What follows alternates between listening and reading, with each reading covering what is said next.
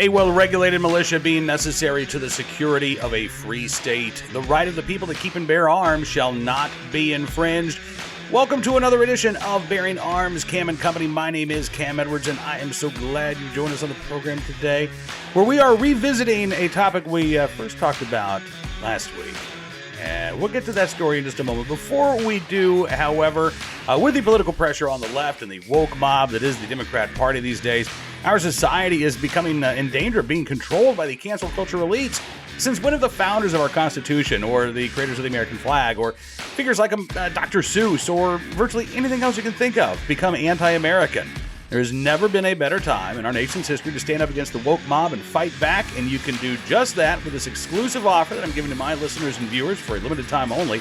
Now is your chance to win a signed picture by President Trump himself. All you have to do is text the word Trump to 55404 today to enter. Not only will we be taking a stand against the radical left, we'll be entering to win a piece of history. Again, all you have to do, text the word Trump, T-R-U-M-P, to 55404, and you can join the millions of Americans in standing up for President Trump and canceling the radical left once and for all. Paid for by the National Republican Electoral Committee. You know, actually, the topic of today's show tried to be a senator. Not a Republican senator, a Democratic senator. In 2018, Robert Francis Beto O'Rourke ran for Senate in Texas against Ted Cruz, lost, and then he decided to run for president in 2020, lost, didn't even make it out of the primaries, and now he's running for governor of Texas. And I think that the third time is not going to be the charm for Robert Francis Beto O'Rourke, particularly given the continued troubles that he is having explaining his position on, heck yes, we're coming for your guns, which he said as a candidate for president back in 2019, right? I believe the specific comment was, hell yes, we're coming for your AR-15s and your AK-47s. Yeah, heck yeah. Now, as a gubernatorial candidate, Robert Francis Beto O'Rourke is, according to the New York Times, haunted by his statements of just a couple of years ago. Yeah, that's right. The Times says O'Rourke's remarks during his 2020 presidential campaign are shadowing him in the Texas governor's race, complicating his attempt to pull off a Democratic upset. Yeah, I mean, as it turns out, most Texas voters don't really resemble, ideologically speaking anyway, the Democratic base in a presidential primary. Yeah, how about that?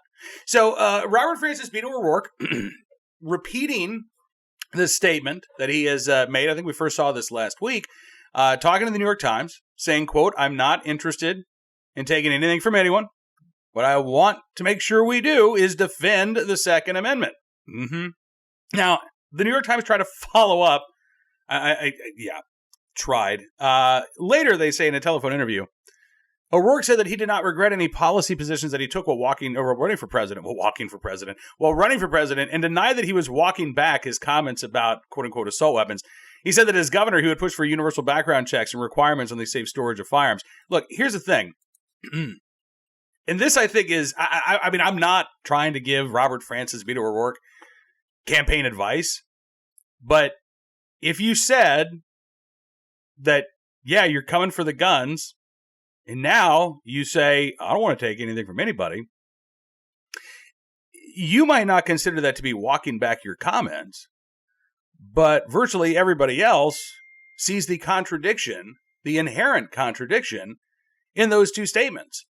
And as a result, the believability of Robert Francis Beto O'Rourke, I think, is in the toilet right now. In fact, it's interesting. The New York Times actually quoted a couple of individuals who were at a rally for Robert Francis Beto O'Rourke in Tyler, Texas.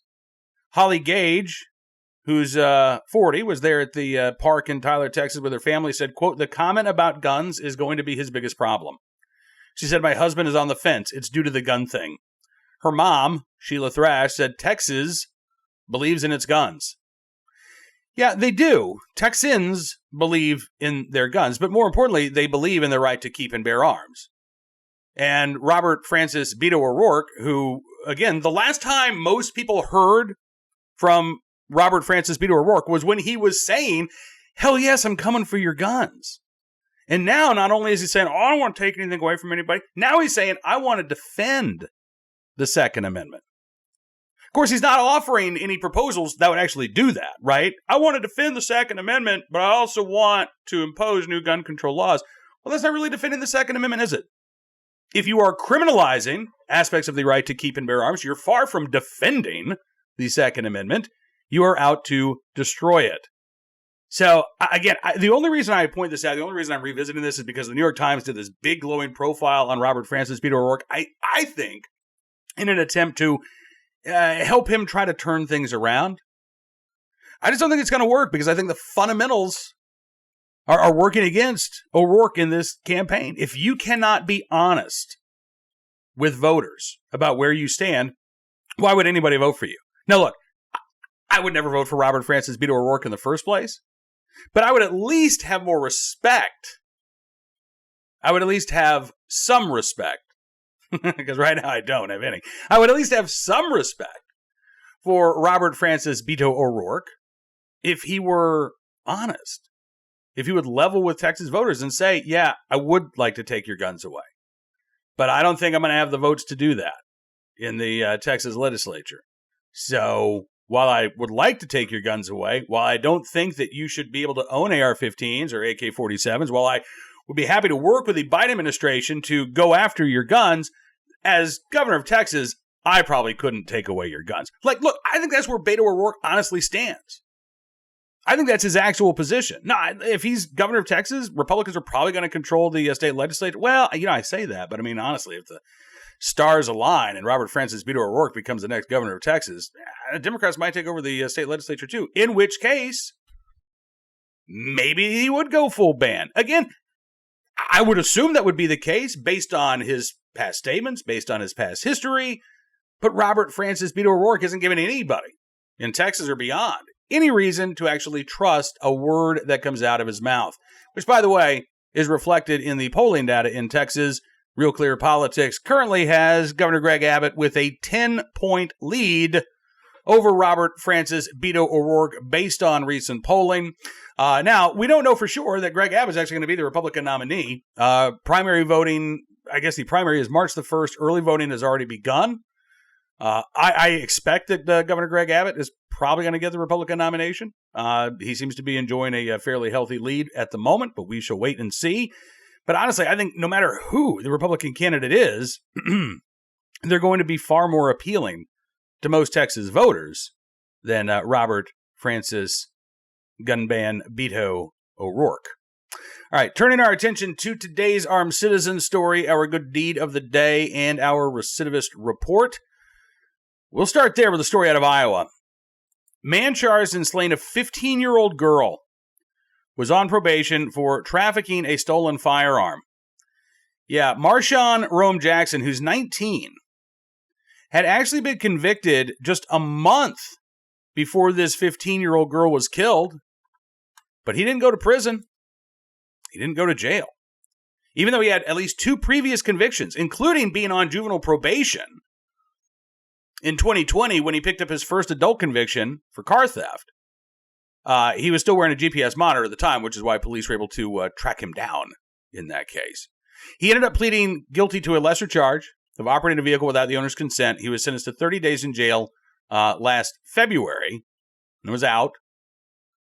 February 22nd, 2021, he gets hit with a gun trafficking charge. Officers found a stolen 9mm handgun at his home. He admitted to the theft. He pleaded guilty to the charge. And he was sentenced to 3 years probation. Now, I guess I'm a little puzzled here that Marshawn Rome Jackson pleads guilty not to stealing a car, but being of driving a car without the owner's consent. In essence, stealing a car. And he gets 30 days in jail. And then he pleads guilty to stealing a gun, and he gets 3 years probation. And given deferred judgment. Basically, just keep your nose clean, and we'll wipe this off the books.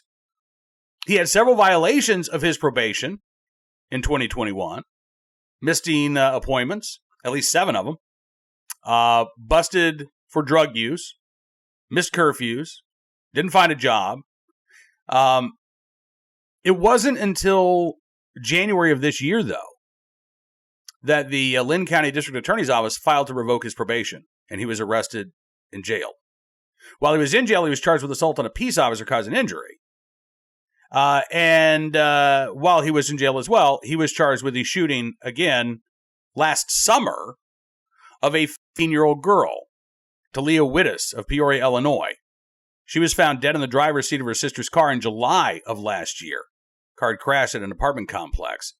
Iowa State medical examiner said that Wittes died of a gunshot wound to the chest. Now, that was July of last year. In June of last year, remember, Jackson pleaded guilty to stealing a gun and got 3 years probation. If Jackson had been sentenced even to 30 days, the sentence that he received for driving a car without notice permission, odds are he would have been behind bars and this 15-year-old girl might be alive today.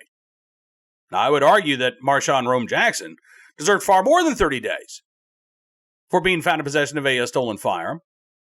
But that's not what happened.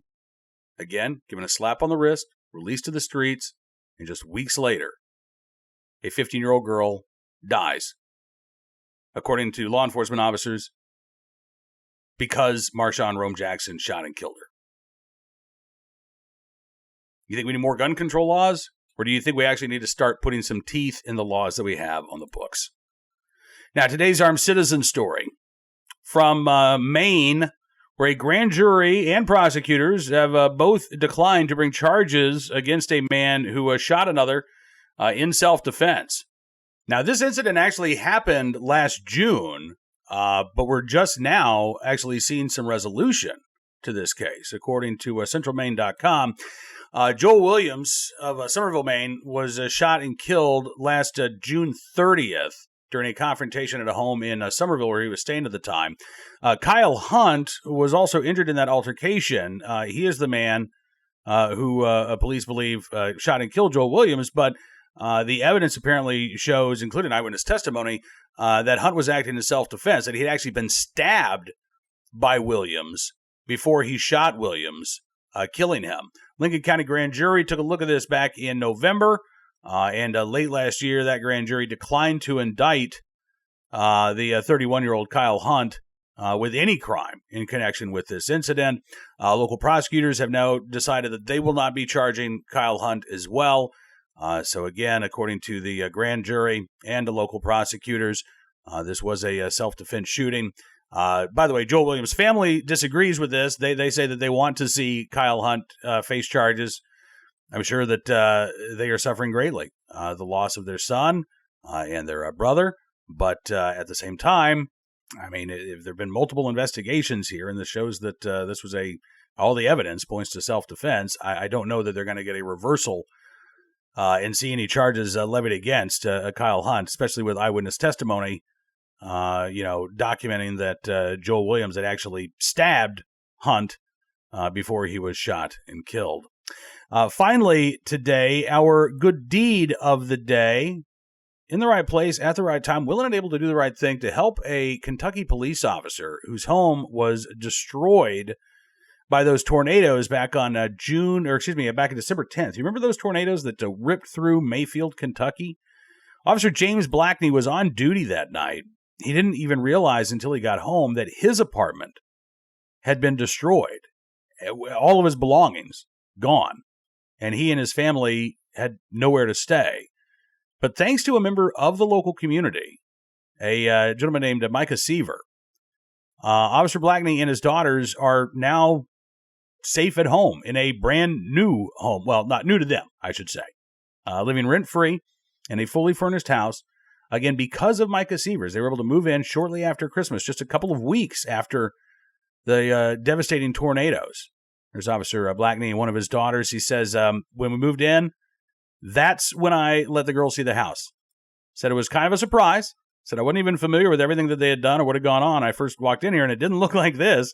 That's because Micah Seavers had, along with some other members of the community, painted the walls. He had fixed the porch. He had, really cleaned up the house. And he said he was happy to do it. He said, we're more than happy to have him as a part of the family and definitely a part of the community. We hope he stays for a long time. He is a good addition to our little area down here. Well, again, in the right place, at the right time, willing and able to do the right thing for Officer James Blackney and his daughters. Kudos to Micah Sievers, all the members of the local community there in Mayfield, Kentucky, for their very, very good deed. All right, that is going to do it for this edition of Bearing Arms, Cam and Company. I want to thank you for being a part of the program as always. We will be back on Monday with another edition. But until then, be sure to check out BearingArms.com for all of the latest Second Amendment news and information that you need to know about. If you like what you see, here's where the pitch comes. You can always become a VIP subscriber. All you have to do is go to BearingArms.com/subscribe. Use the promo code GUNRIGHTS, and you can get a significant savings on your VIP membership. We'd really do appreciate it. It's why when you become a VIP member, and thank you for showing your support for the work that we do, we're going to give you exclusive news stories, commentary, analysis, stuff you won't find anywhere else. If you become a VIP Gold subscriber, not only will you get that same exclusive content from Bearing Arms, but you'll get it from the entire Town Hall Media family of websites, including Red State and Twitchy and Hot Air. You'll also be able to take part in our VIP Gold live chats with Hot Air's Ed Morrissey each and every week. I would strongly encourage you to do so. We have a great time each and every week doing it, but however you choose to support us, we are glad that you're here. We thank you for your support. It does mean a lot to us. We're looking forward to talking to you again. Hope you have a great weekend, everybody. We'll see you soon. Until then, be well, be safe, and be free.